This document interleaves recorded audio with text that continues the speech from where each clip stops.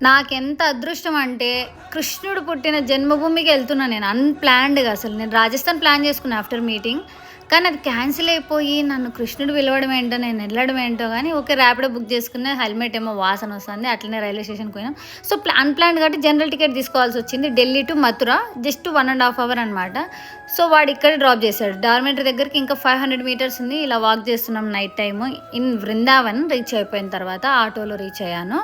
ఎక్కడ స్టే చేయాలో ట్రైన్‌లో చెక్ చేసుకున్నా అనమాట. సో, ఈ డార్మెంటరీ ఫైనల్ కొంచెం రేటింగ్ బావుంటే ఇది తీసుకున్నాము. రెండే డార్మెంటరీలున్నాయి.